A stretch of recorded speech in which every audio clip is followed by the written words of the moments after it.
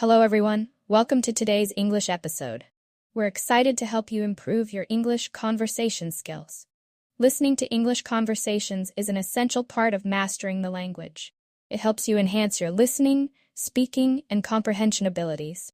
Today, we have an engaging topic: introverts and extroverts. Understanding these personality types can not only help you in social situations, but also improve your communication skills in English. Introverts tend to enjoy quiet environments and find energy in solitude or small groups. Are you an introvert or an extrovert? Please leave your answer in the comments. Hello, everyone. Welcome back to our podcast. I'm Ryan, your host for today's episode. We have a fascinating topic to dive into: introverts versus extroverts. Joining me today are two wonderful guests, Lucy, who identifies as an introvert, and Ryan, another Ryan, not me, who is an extrovert. Welcome, Lucy and Ryan. Hi, everyone. Glad to be here. Let's start by defining what it means to be an introvert and an extrovert. Lucy, could you tell us a bit about what being an introvert means to you? Sure, Ryan. For me, being an introvert means that I recharge my energy by spending time alone. I enjoy deep, meaningful conversations with a few close friends rather than large social gatherings. It's not that I dislike people, I just prefer more intimate settings. And for me, as an extrovert, I get energized by being around others. I love social events, meeting new people, and I thrive in dynamic environments. I often feel more motivated and inspired when I'm interacting with others. That's a great start. It's important to remember that both introversion and extroversion exist on a spectrum. Most people aren't 100% one or the other. Lucy, how do you navigate social interactions as an introvert? I tend to plan my social interactions carefully. I'll go to social events, but I need to have some downtime before and after to recharge. I also prefer one-on-one interactions or small groups where I can connect more deeply with people. For me, the more, the merrier. I love spontaneous gatherings and meeting new people. Large parties or networking events are exciting for me because I get to interact with many different personalities. It's interesting to see how differently you both approach social settings. Lucy, what are some challenges you face in these situations? Sometimes it can be overwhelming if there are too many people or too much noise. I might feel drained quickly and need to take a break. I also find it challenging to initiate conversations in large groups.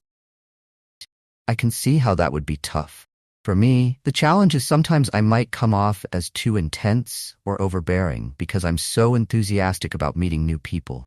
I have to remind myself to be mindful of others' space. Let's talk about work. How do your personality types influence your work and collaboration styles? As an introvert, I excel in tasks that require deep focus and concentration.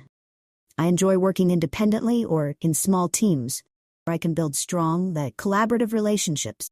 However, I sometimes struggle in open office environments that are noisy or distracting.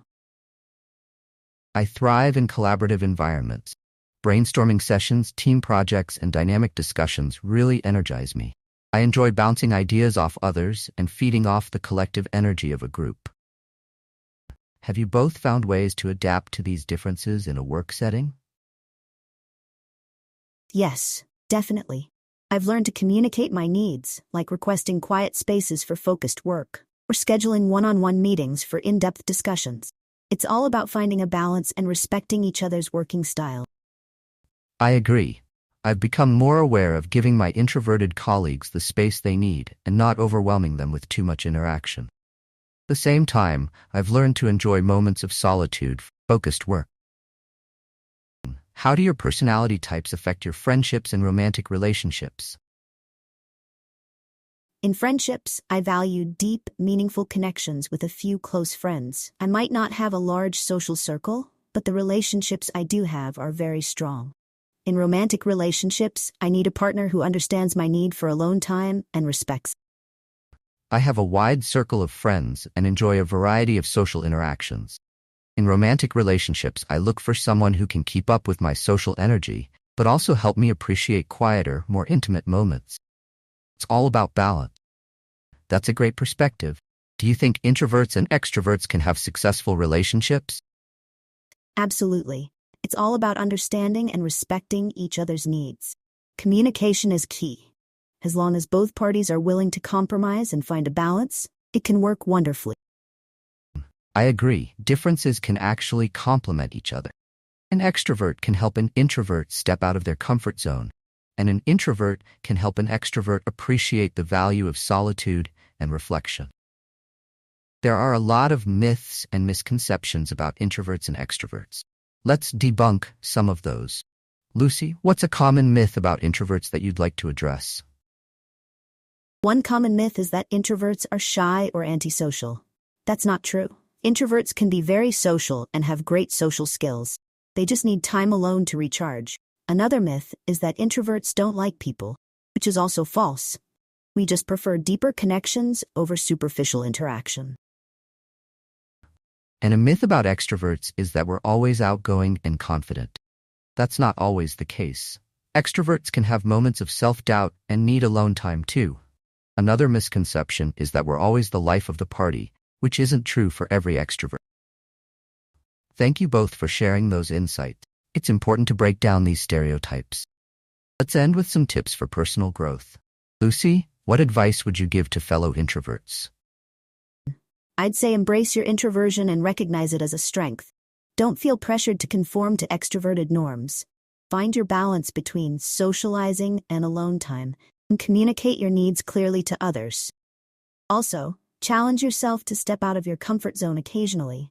It can lead to great personal growth. Extroverts, I'd suggest being mindful of others' needs and respecting their space. Learn to enjoy your own company and find value in solitude. This can help you become more self-aware and balanced. And remember, it's okay to have quieter, more reflective moments. Fantastic advice from both of you. This has been such an engaging and enlightening discussion. Thank you, Lucy and Ryan, for sharing your experiences and insights. To our listeners, we hope you enjoyed this episode on introverts versus extroverts. Don't forget to like, comment, and subscribe to our channel for more fascinating topics. Until next time, stay curious and keep exploring. Thanks for having us. To improve your English listening and speaking skills, start by listening actively to English audio, focusing on context, pronunciation, and intonation. This can be done through watching English TV shows, listening to podcasts, or even songs. Practice speaking daily with a language partner or through language exchange apps, where you can engage in simple conversations to build confidence and fluency. Another effective technique is to use visual aids like subtitles while watching videos or flashcards for learning new vocabulary. This helps reinforce the words and their meanings, making it easier to recognize and use them in conversation. Additionally, try to mimic native speakers' pronunciation and rhythm to sound more natural. Record yourself speaking and listen to identify areas for improvement. By combining these methods and committing to regular practice, you'll notice significant progress in your English listening and speaking skills.